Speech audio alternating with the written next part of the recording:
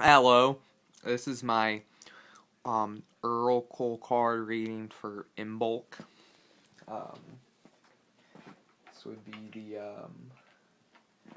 Earth Magic Oracle cards. These ones.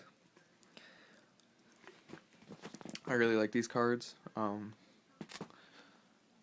a very earthy person. So I took this shape that I thought was interesting. This layout. I already have looked at all the cards, but I'll flip them back over for fun. So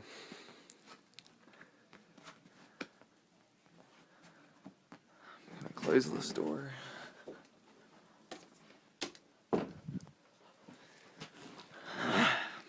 Then I have this face that my friend made, and this that I made, this little like Buddha, I think. So at first it was just this, okay.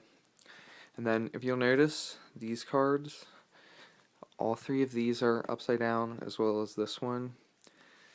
So I take that as, first of all, well, I see it as a definite square, but I saw it as the heart of the issue being like an imaginary thing, as well as like I see this as like a springboard for whatever like the next step is.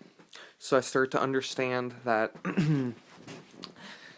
that this is an essence of Imbolc as this moment in time manifestation, whereas this card is like something significant from the immediate past or undercurrent type of tone that's playing into this present current moment that like is working through the heart into like a divine flowering of this moment's like guidance and its intentionalities that are being, that's where this imaginality comes in, to where it's like the ray that will actually take us into that future moment as far as how we act on it.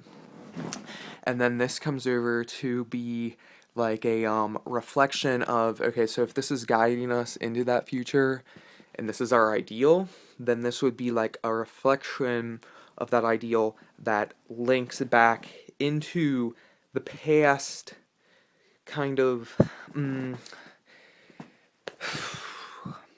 So if this is the present manifestation, then this card is a shadow reflection of that present, which, because it's like a shadow reflection, it exists on a similar like subconscious level as this card, which is like the guidance through the heart towards the ideal that's connected with the heart of this moment. So this is the so you can see these cards as reflections of each of these levels as far as how they are connected to the future, so to speak. So with that being said, I'll start with this card and work my way around in a spiral like that. So this card be ancestors. So because I'm doing this reading for Imbolc, which for anyone who doesn't know, Imbolc is an ancient celebration of the midway point between the solstice and the equinox. So because of the ancestral ties of this celebration, reaching back into more natural timing and very earth-based. It's like earth magic cards honoring our foundations, and you know, you see a certain rhythm to this, and you could see, you know, you can almost picture a solstice, and the two equinoxes, and certainly a serpent and the DNA, obviously, his ancestors. Black and white, it's very polarity, again, symbolic of DNA, and the whole idea of the winter solstice being the darkest, and the summer solstice being the lightest. So it's interesting that we're even more being further particular in our measurement of time, and saying that this is a midway point between the solstice and the equinox. So it's like,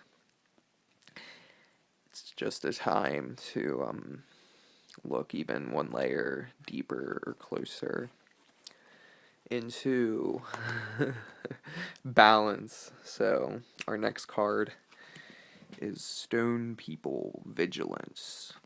And when I looked at this earlier, I resonated as strongly with this card, and I think that's interesting how these two are sort of like mirrors on a foundational level that serve as wings, because this also guides us. As much as this card guides us, this one does as well. Because this one is, again, it's honoring the ancestors, which is what we're looking at in this present moment. So I'm going to flip this card as well.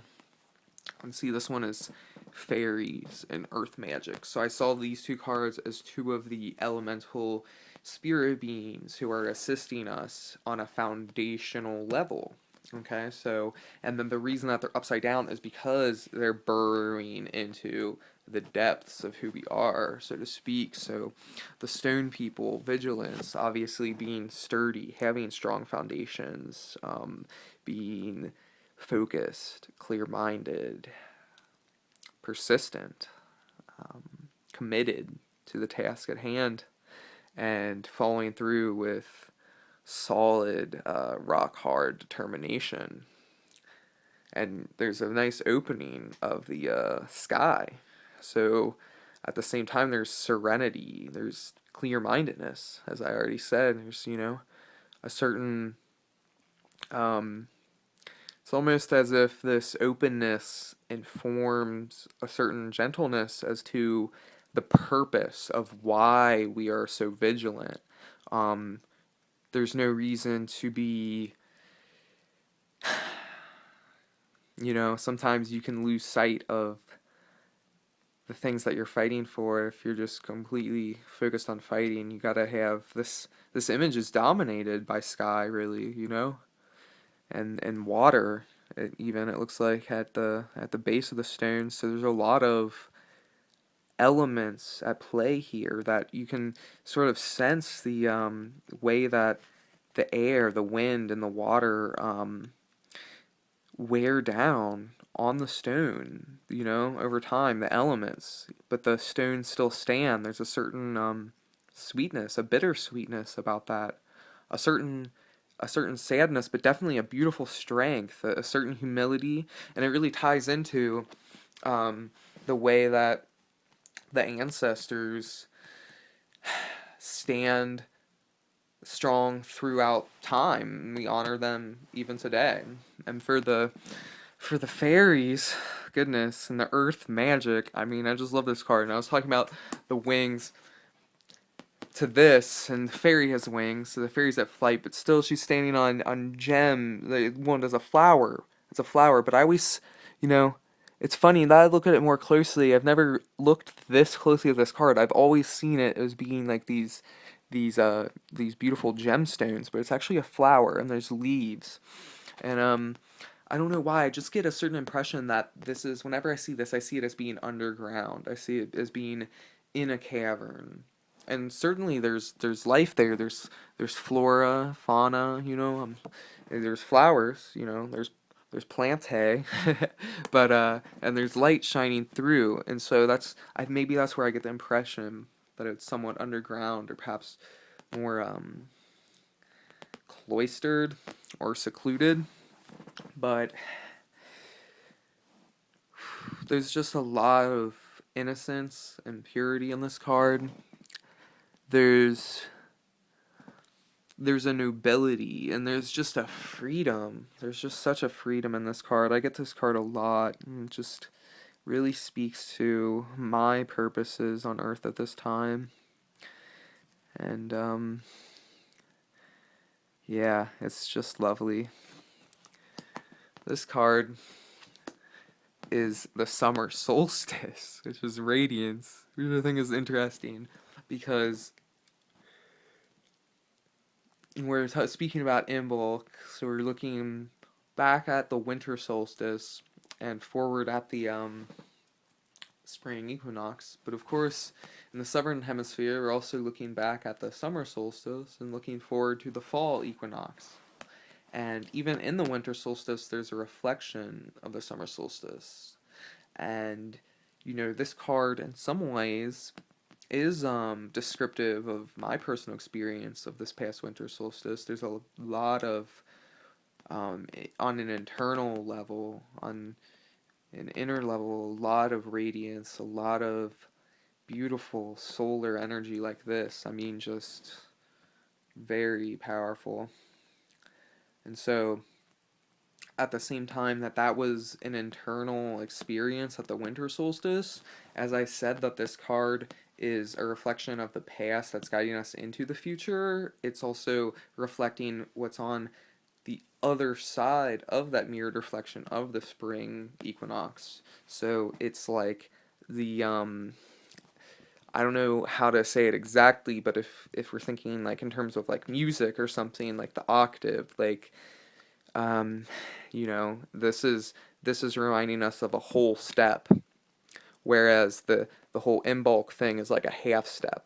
So like this card like weaves under through this one just like, and like also is manifest like even further, but pulling us forward. So this is like, if this is Imbolc and Imbolc is the halfway, then this is like the halfway to like a whole other oracle spread that is like symbolic of the energies that we'll be moving through. Maybe I'll do another reading on the spring equinox, and maybe this card will pop up there. Who knows? I don't know.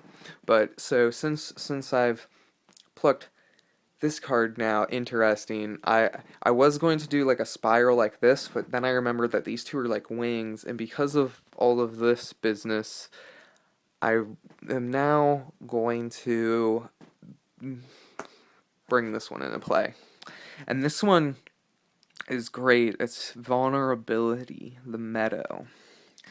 And it's just so open. Again, it's sort of reminiscent of the stone people because it's just letting itself feel, and that's how it lives, because in the air it's all its pollen and the sunlight, it's very receptive to it, and that's the vulnerability. I think that's a really beautiful symbol for the spring equinox, and I just think it's perfect because it's fresh life, and remembering our beginnings is definitely a state of vulnerability, our innocence. And that's sort of what the equinox is about. The spring equinox is a refreshing, it's a rebirth, it's innocence renewed and restored. And with that comes vulnerability restored, and it's a really great space to be vulnerable in this very self-expressive, blossoming kind of way. So the wonderful open sky. Now these bring us back from that point. This is ocean, ebb and flow. So, it's interesting because I was thinking about how I was taking into account what we said about the summer solstice and the reflections and the southern hemisphere and the fall equinox, the autumnal equinox, and the way that that reflects, having grown and preparing for death, um, and it's symbolic of maturity and wisdom, and but in a way it's also vulnerable because at the end of life, obviously our physical vessels weaken and we become vulnerable again. We become innocent again because with the awareness of death comes an awareness of temporality and the ephemeral nature of physical reality. It's like a a mirage. We it flows through us. It's an ebb and a flow. Life just flows through us, and we can't hold on to it because it's like waves in the ocean. We just let the waves wash over us. It's the rhythms and the cycles of the seasons and these patterns that are spoken of throughout time and throughout history, and stand vigilant. It's the magic of the earth that's guiding us. So I think it's really beautiful and just and again open. The ocean is just so vast, and we have rainbow blessings, and this is the heart reflection of the present moment that's coming back to us. It's remembering. This is the remembering stream.